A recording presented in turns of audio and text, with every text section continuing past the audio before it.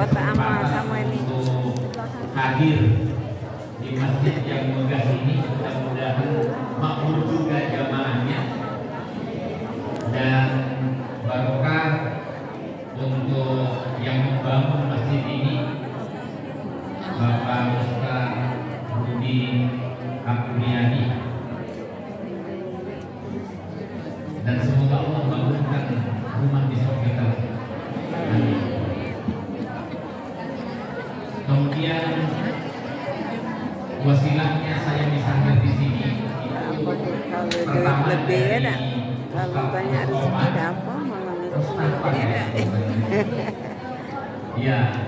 Kemudian ada kakak saya Profesor Dr. Mawangir, senior saya di UMJ, ya.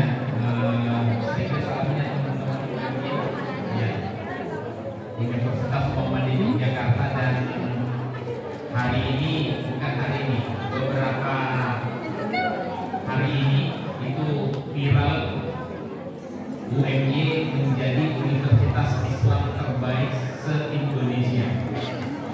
Amin. Sampai kirim-kirim Pak. Jangan Pak, Bu, HP itu Bu. Yang menyesal itu yang kita semua. Ini kan agak kuat ini di sandar-sandar ini. Beliau kayaknya ubah saya, bolos di wajah. Kita sama lagi, Masya Allah, masih betul-betul nongol, ya. Mudah-mudahan kita juga hidupnya. Dan semua kita ada Ustaz Ustadudin dari PBN, ada ketua yang dari Majelis Taklim, ya, Syekh Kabir, Ustaz Muhammad Zainuddin, yang kadang-kadang kita di Indonesia nama aslinya hilang, tapi beliau sendiri nama aslinya kan Muhammad bin Zainuddin, ya.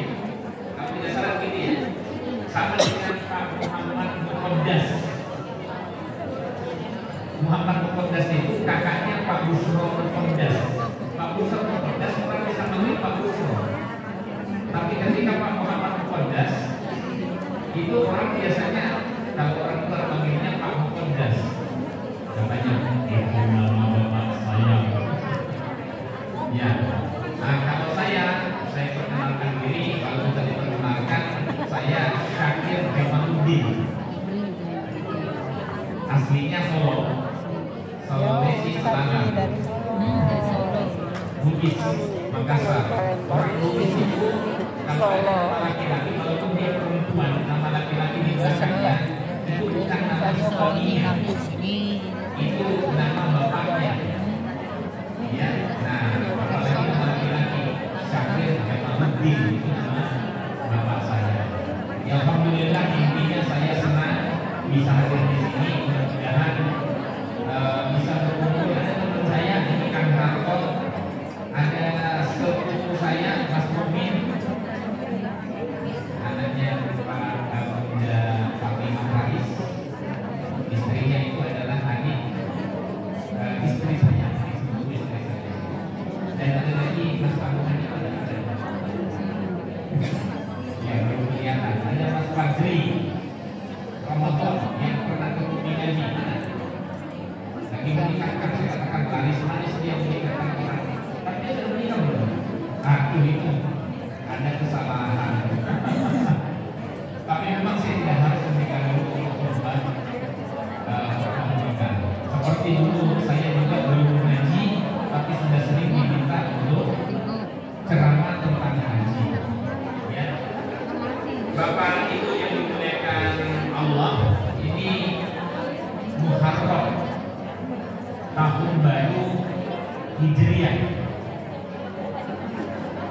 1446.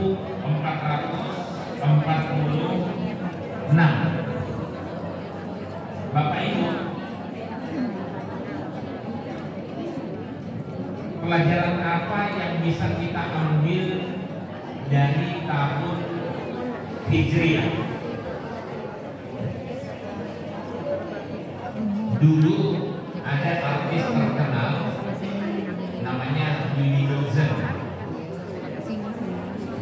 bertanya karena dia mu'allaf setelah menikah dengan Betariah Sonata, dia lihat tahun baru Miladiyah Masehi itu dirayakan dengan pesta kembang api. Kemudian tahun baru Cina Imlek itu juga sama, intinya meriah. Tapi kenapa tahun baru Islam sama sekali tidak ada perayaan pergantian tahun baru sejak dulu sampai sekarang? Yang ada malah pengajian kayak ini, ya. Ya memang karena sejarahnya memang berbeda sih, berbeda. Peristiwa atau tahun baru Hijriah itu kan diambil dari peristiwa hijrahnya Nabi Sallallahu Alaihi Wasallam ke Yathrib, Medina. Dari situ penghitungan tahun dimulai. Dan Rasulullah Masehi penetapannya pada masa Khalifah Umar bin Khattab. Pada masa Nabi SAW masih menggunakan yang sama. Dari mana penghitungan itu dimulai? Itu pada peristiwa hijrahnya Nabi SAW di Yathrib. Jadi di situ ada ya perjuangan yang kemudian bukan hanya air mata yang tumpah, tapi juga darah yang tumpah. Kalau tidak hijrah, ya wassalam. Kalau belum punya kekuatan, jangan melawan dulu dah. Ya, hijrah dulu. Nah, itulah yang dilakukan oleh Nabi Sallallahu Alaihi Wasallam. Banyak peristiwa bersejarah dalam Islam, tapi yang dipilih mulai penghitungan tahun Islam itu adalah peristiwa hijrahnya Nabi Sallallahu Alaihi Wasallam. Nah, kalau kita lihat misalnya, apa sih sebenarnya makna hijrah itu? Hijrah itu kalau kita lihat pada hadis Nabi, ketika Nabi Sallallahu Alaihi Wasallam bilang al-hijrah, hijrah adalah antahjurul fawahis ma dhahara minha wa ma batan. Kamu meninggalkan segala perbuatan keji, segala perbuatan keji, baik yang tampak,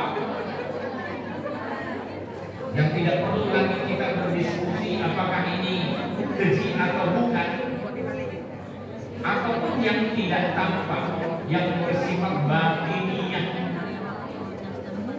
suudzon, itu termasuk perbuatan keji. Kalau orang sudah suudzon, perbuatan baik yang dilakukan oleh saudara kita sekalipun, itu pasti hasilnya tidak baik, prasangka buruk. Makanya disebut dengan adzabul hadis. Iyyak wadzon, jauhi oleh kalian umumnya prasangka. Karena dia adalah adzabul hadis, sedusta-dustanya perkataan. Jadi hati-hati, tidak ada bukti sama sekali sudah menuduh, bahkan menyebarkan tuduhan itu dalam bentuk fitnah. Nah, itu namanya perbuatan keji di batin. Hati-hati. Kemudian apalagi waktu imas sholat, kamu dirikan sholat, karena dulu mereka belum mendirikan sholat. Ketika seseorang merubah kebiasaannya, masuk Islam, kemudian berislam dengan lebih baik dari sebelumnya, maka anta muhajir, maka anda termasuk orang yang berhijrah. Wa tu'tiyaz zakat, kamu memegang zakat. Kalau bagi kita ada yang sudah melaksanakan ini tentu tidak ada masalah. Karena kita insya Allah kalau dilihat dari wajah-wajahnya, wajah-wajah ahli sholat, wajah-wajah ahli zakat, apalagi ada lazismu. Lazismu itu luar biasa ya Bapak Ibu. Lazismu kita itu mendapat hat-trick, bukan lagi hat-trick. Kemarin baru saja mendapatkan penghargaan sebagai pengelola zakat terbaik. Masya Allah. Tentu kita semua yang berjuang di sini, ya, pengelola zakat terbaik diberikan penghargaan oleh Kemenang, oleh Kementerian Keuangan dan dari berbagai lembaga. Ya, UMY juga termasuk yang mendapatkan penghargaan karena dari biaya-biaya yang didapatkan dari harta zakat itu bisa didistribusikan kepada mahasiswa yang kurang mampu. Ingat ya, masa pandemi itu mungkin belum seberapa, tapi pasca pandemi itu pengaruhnya sangat dahsyat. Bisa meluluhlantahkan ekonomi, bisa meluluhlantahkan akidah. Lah iya, saya sebagai dekan menandatangani berkas yang masuk ke saya itu hampir selutut saya di atas. Saking banyaknya ide baru fakultas agama Islam, bagaimana dengan fakultas yang lain? Menumpuk itu saya lihat. Ya, melebihi media yang kita punya. Kenapa? Sudah ada uangnya, Pak. Tingkat bunuh diri tinggi. Ada mahasiswa saya yang begini, lapornya, mahasiswa. Pak, saya cuti lagi. Kemarin sudah cuti. Ngapain cuti? Ya. Dulu bapak saya kan ini arisan kita RT ini. Nah, sudah Ini saya harus menunggu sekarang udah saya tinggal bagus, sendiri. sekarang dia bangunan bagus lagi. Mau jawab apa coba? Saya katakan, Lama ini. ya, itu terserah pilihanmu, tapi sebaiknya Anda jangan cuti. Ada lazismu, ada KIP, ada banyak skema untuk beasiswa. Ada banyak skema untuk beasiswa. Jangan pernah berhenti kuliah. Bagaimana caranya supaya Anda bisa tetap kuliah? Nah, lazis harus bisa menerapkan diri yang seperti ini. Dan insya Allah dana kita tidak kemana-mana. Tidak dikirim. Ya, dana abadi kita kan menurut HK itu kan yang kita sumbangkan. Ya, itu yang kita sumbangkan. Yang lainnya hilang lenyap. Tapi ini juga penting. Ya, maka untuk keluarga. Tapi yang tersisa itu adalah yang kita nafkahkan. Ya, dan insya Allah rezeki kita amanah. Saya kembali ke masalah hijrah. Nah, ketika sudah melaksanakan waktu kimas sholat, waktu zakat, anta muhajir, maka engkau sudah termasuk orang yang berhijrah.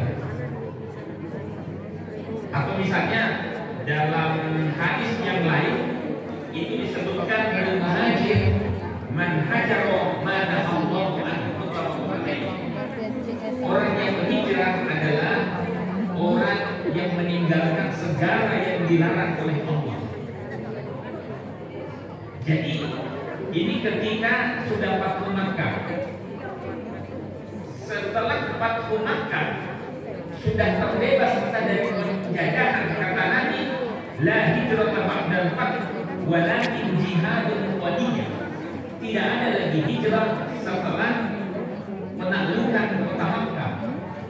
Yang tersisa tinggal jihad bersungguh-sungguh dan mantapkan motivasi kita untuk berjihad. Billahi ta'ala. Tinggal itu. Makanya di Mu'allimin saya bilang, ya memang keprihatinan kita terhadap serangan Zionis Israel itu dahsyat. Orang-orang yang tidak punya keprihatinan sama sekali sama saudara-saudara kita di Palestina itu dipertanyakan keimanannya, tidak ada kepeduliannya. Tapi Anda jangan kemudian belum punya modal yang cukup sudah mau ikut berperang. Jihad saja, jihadnya untuk anak-anak adalah tolakul ilmi, menuntut ilmu. Ya, tentu setelah menguatkan akidah. Ada namanya kuwatul akidah, kekuatan akidah. Ada kuwatul akhlak. Jadi menguatkan akhlak kita, kekuatan akhlak penting karena di masa sekarang kayaknya agama dan akhlak tidak begitu penting. Orang bisa menghalalkan segala cara untuk meraih tujuannya. Iya, seakan dia tidak beriman kepada Allah. Maka Muhammadiyah, saya katakan jangan ikut-ikutan, jangan ikut-ikutan, harus istiqomah di jalan dakwah. Ya, ayatnya saya kira jelas. Tolong dibuka Quran surat At-Taubah ayat 71 72 sambil ngaji ya. A'udzu billahi minasyaitonir rajim. Wal mu'minuna wal mu'minatu ba'dhuhum awliya'u ba'd. Mukmin laki-laki dan mukmin perempuan Muhammadiyah Aisyah saling dukung mendukung, saling kuat menguatkan, berkolaborasi. Ya'muruna bil ma'ruf wa yanhauna 'anil munkar, beramar ma'ruf, bernahi munkar, dakwah.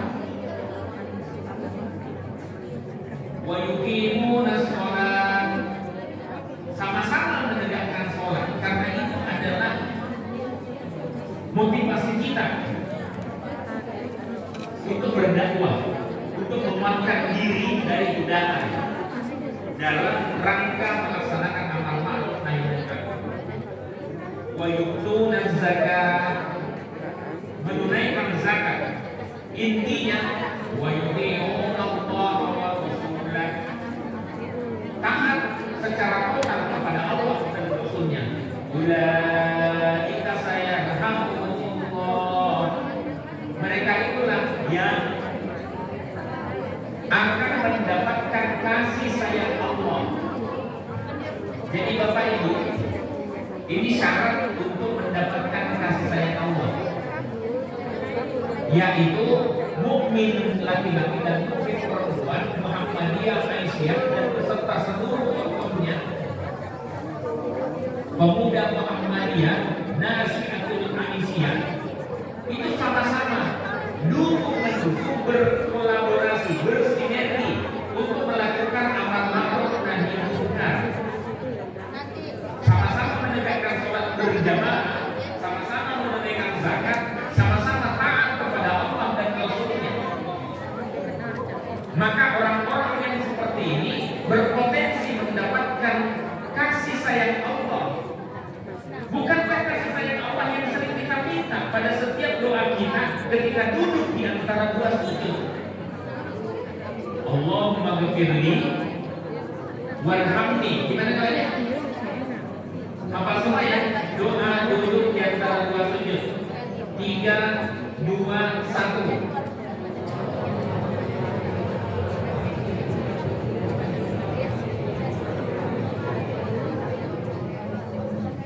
Oh iya, umumnya ini mungkin kata kaidah Muhammadiyah, apalagi dari bosnya itu. Ya, Allahumma ghfirli warhamni wajibni wahdini warzuqni, 5 permintaan. Ya Allah, ampuni aku, sayangi aku.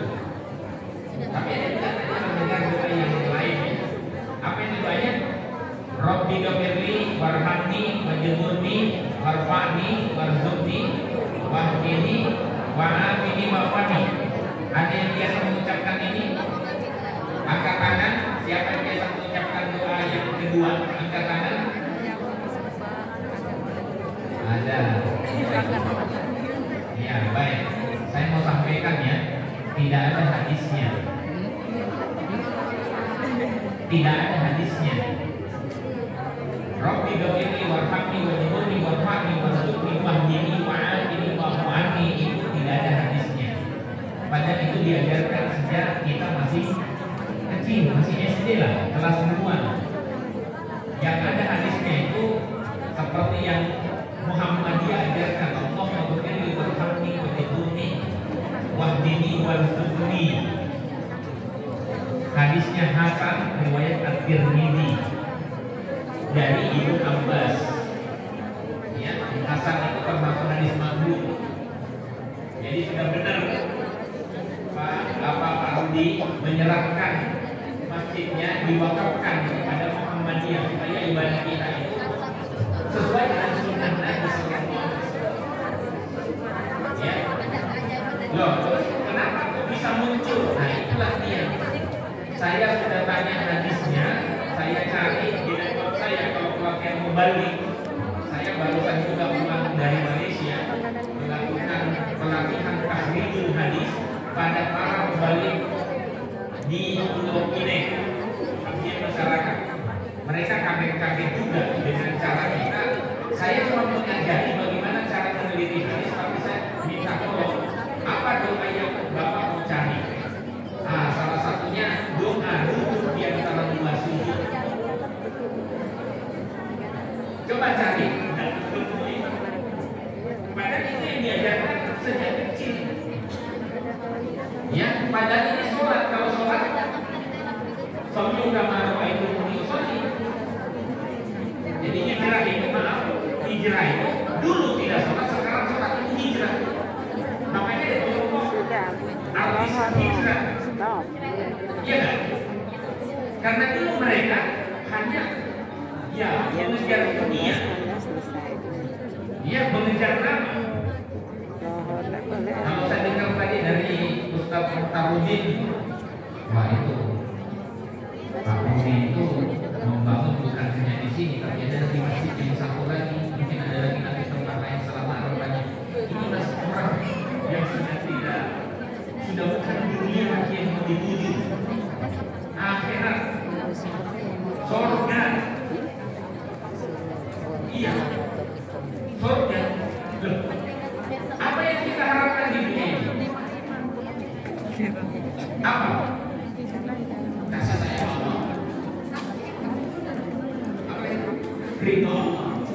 Tujuan akhirnya surga. Ya, minta foto. nah, tinggal berupaya berjihad itu mendapat Tolong fotoin kami. Tolong fotoin kami ya. bagi orang lain.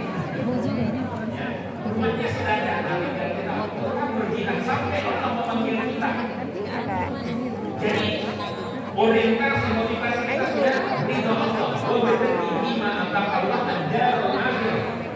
Wa la tansa nasibaka minad dunya. Yang dicari Makasih. negeri akhirat. Dunia ini sebentar sekali. Bahkan ada yang saudara-saudara kita sudah dipanggil oleh Allah. Alhamdulillah kita masih diberikan kesempatan untuk itu. Bukan karena kita baik, mungkin bisa jadi karena Allah sayang kita, melihat dosa-dosa kita, kelihatannya saja bagus, tapi ternyata setelah dibuka, oh ternyata isinya tidak ada isinya. Kenapa? Karena jika kita melakukan kebaikan, orang-orang wajib tahu apa yang sudah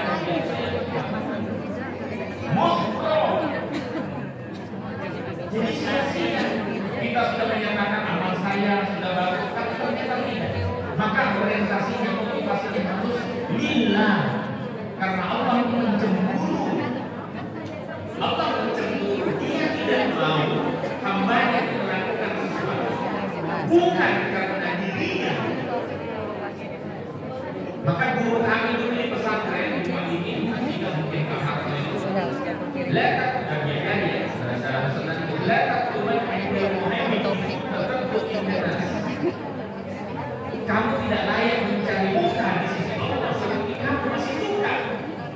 dikirim gimana? Di pengajian? Pengajian.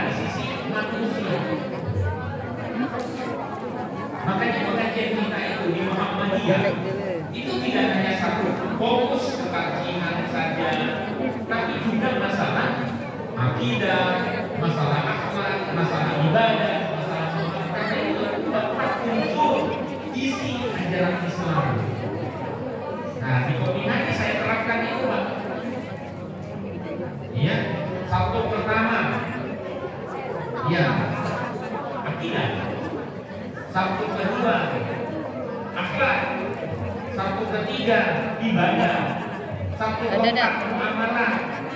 Masalah ekonomi, Kawan baru ngirim foto. masalah politik, masalah pendidikan. Politik kita tidak dilangkai karena penting untuk panduan orang Islam. Dulu yang polisi Amin Rais masalah politik, tapi saya pesan sama beliau, ya, nah ini Pak D-nya Mas Mukmin, Ustaz, maaf sekali, ini karena kopian ini kajian nafas panjang, kita kaji aja, ya, hanya di situ ya, hadis Nabi, ya, karena memang ya pada saat musim kampanye ya beliau kadang-kadang juga kampanye, tapi kan kita mau membeli apa dan nafas panjang, dan betul alhamdulillah beliau sangat mencerahkan. Keluar ayat, keluar hadisnya. Tidak aktif. Beliau itu Tidak ada. nggak ada Yang haram ada. pengajian. Jelas deh. Resikonya apa